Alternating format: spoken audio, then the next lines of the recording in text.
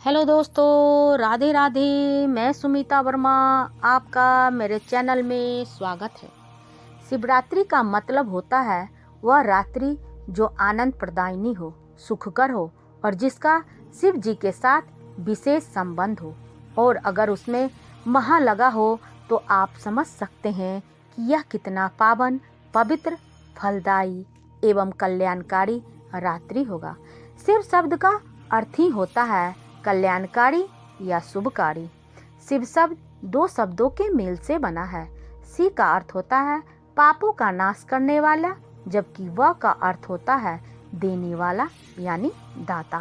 कहने का आशय है कि भगवान शिव वह दाता हैं जो सबका कल्याण करते हैं।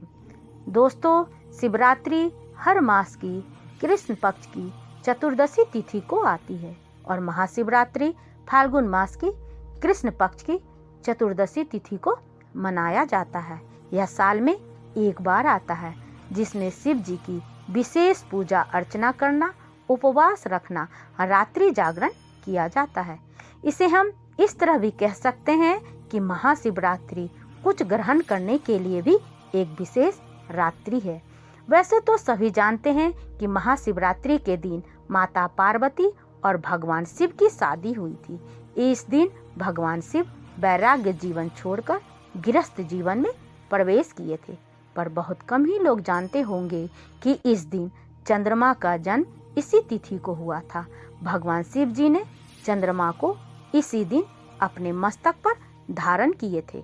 महाशिवरात्रि वह महारात्रि है जिसका शिव तत्व से घनिष्ठ संबंध है। शिव जी के दिव्य अवतरण का मंगल सूचक पर्व है। उनके निराकार से साकार रूप में अवतरण की रात्रि ही महाशिवरात्रि है। वह हमें काम, क्रोध, लोभ, मोह आदि विकारों से मुक्त करके परम सुख, शांति, ऐश्वर्य प्रदान करते हैं। वे अपने भक्तों पर बहुत जल्द ही प्रसन्न हो जाते हैं, इसलिए उन्हें भोलेनाथ भी कहा गया है। इस रात्रि को आदिदेव भगवान शिव करोड़ों सूर्य के समान प्रभाव वाले ज्योतिर्लिंग के रूप में प्रकट हुए थे। वैसे तो 64 ज्योतिर्लिंग है, पर 12 ज्योतिर्लिंग को प्रमुख माना गया है, जिसे महाज्योतिर्लिंग कहा गया है। भगवान शिव ही एक ऐसे देवता हैं जो दोनों रूपों में पूजे जाते हैं। शिव शंभु आदि और अंत के देवता हैं। लिंग रूप में समस्त ब्रह्मांड का पूजन होता है, क्योंकि वे ही समस्त जगत के मूल कारण माने गए हैं।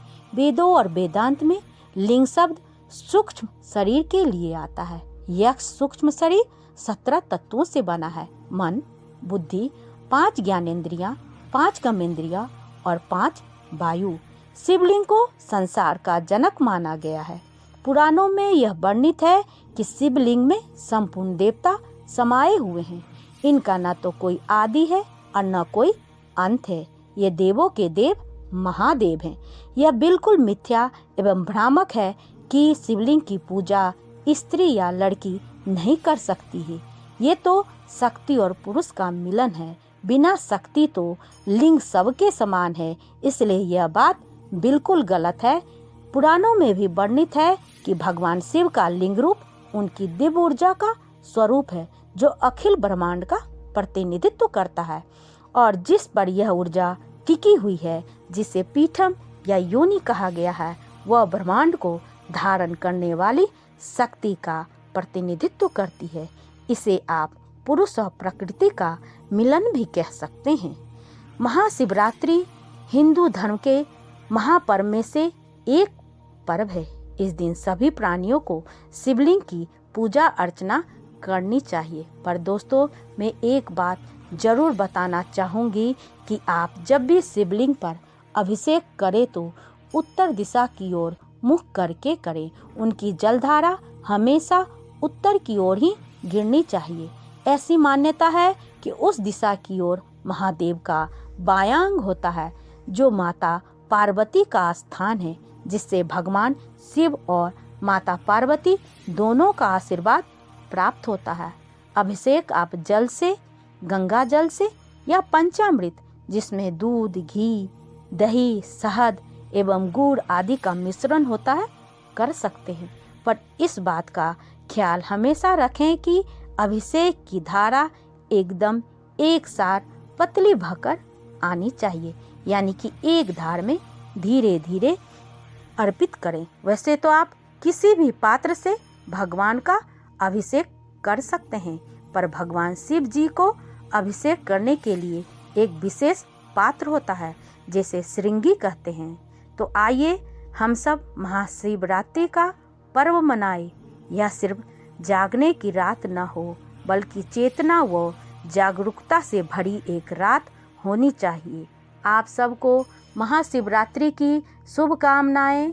आप सबका मंगल हो। इसी कामना के साथ राधे राधे।